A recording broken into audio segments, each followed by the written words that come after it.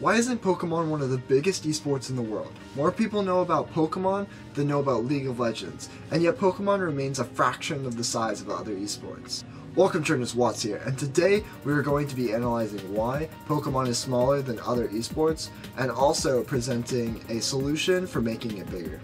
In my opinion, there are 4 main reasons why Pokemon is a smaller esport.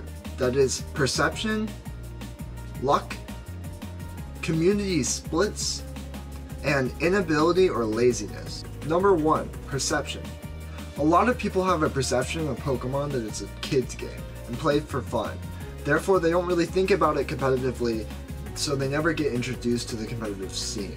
They consider it only a casual game, and they never really are open to experiencing it as anything more than that. This is an unfortunate but unavoidable aspect of the games. Number 2, luck. As unfortunate as it may be, luck will always be a factor of Pokemon. It's something that's actually necessary to the game's survival. Luck is a really important factor to bringing in new players. New players will have the ability to win games where normally they wouldn't even stand a chance against more skilled players. Making new players feel good is really important for making them stick around long term. So therefore, luck is really important in bringing in new players.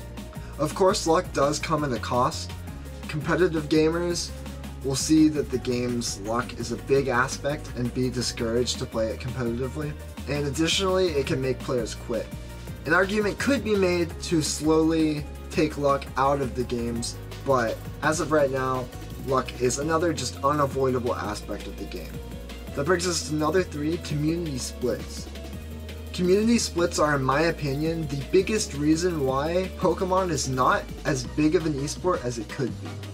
Obviously, there's Smogon versus VGC, or single battlers versus double battlers, and there's the other split of people who are okay with using non-legit Pokemon and people who refuse to use non-legit Pokemon.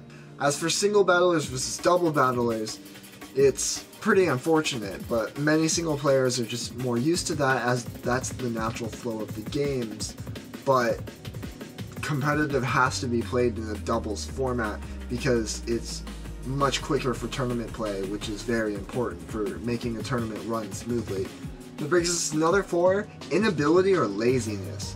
This refers to people's lack of time to invest in practicing the game or building teams for the game, or just people's unwillingness to practice or build teams for the game. And this, in addition to the splits in the community, is actually going to be, to an extent, an avoidable aspect of the game. So the solution I am going to propose for solving these avoidable aspects of the game that would in return make Pokemon's competitive esports scene larger would be to allow players to use QR code Pokemon in tournaments.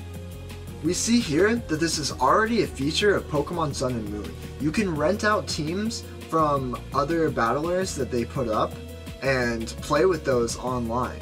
If we allow players to make QR codes of the specific Pokemon they want to use in tournament, and then allow them to take those QR codes to the tournament, maybe receive the Pokemon, and then be able to battle in the tournament with those Pokemon, then that would completely remove the split of hacker versus not hacker Pokemon in the community.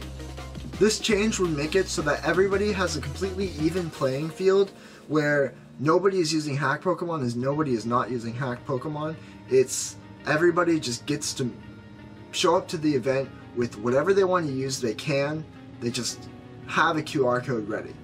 And then, in addition to fixing that community split, it also completely allows for new players to get involved so much easier, because these new players don't have to invest so much time into building a team and even getting a team ready, or even learning about how to train Pokemon and raise Pokemon and all that work that goes into just the pre-game before being able to actually practice the game and actually battle and actually use strategy. So in addition to getting new players involved, it also just removes the players who maybe would play competitively but they're too lazy to make a team, or they just can't, they don't have the time. Maybe they would have the time to practice a bit, but they strictly could not find the time to make a team. So it gets rid of that, and that's just incredible. This change could really make Pokemon the esport it deserves to be. It would centralize the focus around skill and not just the prep work for being able to battle. And this change would also increase the player base. Please, if you agree with this QR code implementation, please share this video so we can get it out to as many people as possible. I really want to see this in the future. Thank you so much for watching.